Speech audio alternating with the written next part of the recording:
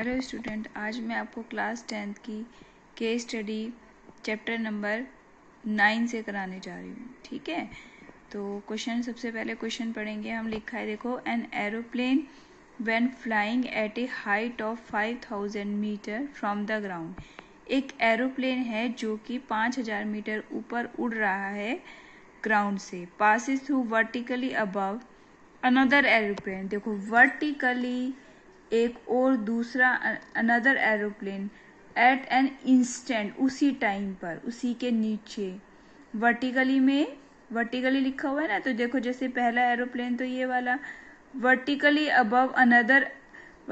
Above another aeroplane at the same instant when the angles of elevation of two aeroplanes from the same point। अब एक point ये वाला है, इन दोनों point से एरोप्लेन के एंगल्स, देखो सबसे पहले ऊपर बड़े वाले का लेंगे, ये कितना आ जाएगा हमारा 60 डिग्री। फिर छोटे वाले जो नीचे उड़ रहा है उसका एंगल लेंगे, वो कितना आ जाएगा हमारा 45 degree. Find the vertical distance between the two aeroplanes. ये हमें एडी की वैल्यू निकालनी है बच्चों।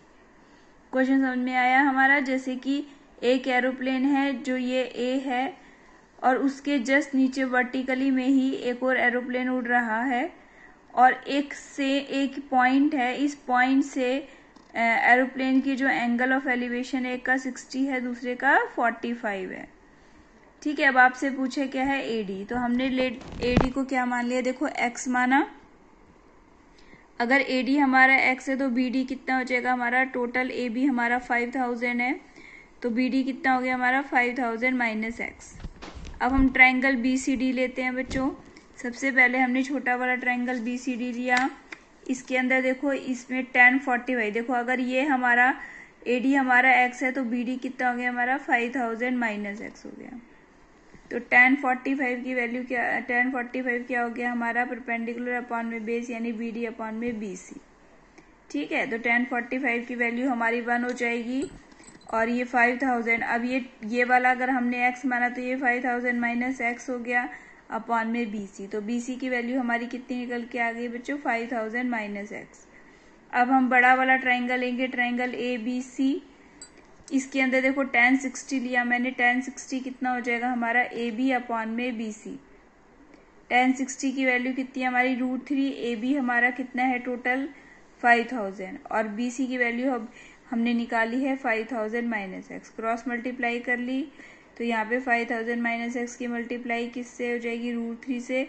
√3 के नीचे 1 है, तो इक्वल टू में कितना आ जाएगा? 5000। देखो, अब हमने इस √3 के अंदर मल्टीप्लाई करी, तो 5000 √3 माइनस एक्स √3 इक्वल्स टू 5000। अब हमने क्या करा? 5000 को इधर ले आए बच्चों, और ये माइनस का एक्स √3 को उधर ले गए। अब हमें देखो क्वेश्चन के अंदर √3 की वैल्यू दे रखी है, तो 5000 मल्टीप्लाई √3 की value 1.73 minus 5000 is equal to X √3। 5000 में जब हम 1.73 से मल्टीप्लाई करेंगे तो ये हमारा 8650, 2 जीरो और आएंगी, लेकिन इस पॉइंट के बाद जब हम लगाएंगे तो ये दोनों जीरो हट जाएंगी। माइनस 5000 इक्वल्स टू क्या हो गया हमारा? एक्स √3। अब इसमें से इसको माइनस करें तो 3650, और अपॉन में √3 यहाँ पे वैल्यू रख दी हमने 1.73। अब इसका पॉइंट हटा के ऊपर 100 लगा दिया। अब ये 3650 इंटू में 100 अपॉन में 173, और फिर जब हमने इसको इससे डिवाइड किया तो हमारा आंसर क्या आ जाता है बेटा? 210.98 मीटर। तो यानी कि इन दोनों एरोप्लेन की वर्टिकली जो डिस्टेंस है वो कितनी है हमारी? 210.98 है। ठीक है बच्चों, आई होप आप लोग को समझ में आया होगा। अब एक क्वेश्चन मैं आपसे पूछती हूँ, इसका आंसर मुझे आप कमेंट में देना कि अगर हम किसी भी पॉइंट से किसी ऑब्जेक्ट की डिस्टेंस, ये ऑब्जेक्ट है हमारा और ये हमारा पॉइंट है, किसी भी पॉइंट से अगर हम ये हमारा ऑब्जेक्ट की डिस्टेंस बढ़ा देते हैं, यानी कि अगर ये यहाँ पर है और यहाँ पर कर दी हमने, ठीक है, अब ये ऑब्जेक्ट यहाँ पर हो गया। पहले ये ऑब्जेक्ट, ये एक पॉइंट है और ये हमारा ऑब्जेक्ट है। अब हमने जो ऑब्जेक्ट है हमारा यहाँ से हटाकर यहाँ कर दिया, तो अगर हम किसी ऑब्जेक्ट की किसी पॉइंट से डिस्टेंस अगर बढ़ाते हैं तो आपको बताना है कि हमारा एलिवेशन एंगल कैसा होगा, इंक्रीज होगा या डिक्रीज होगा। तो इसका आंसर आप मुझे कमेंट में लिखेंगे और वीडियो को लाइक और सब्सक्राइब करेंगे, चैनल को सब्सक्राइब करेंगे। ओके बच्चों, बाय बाय।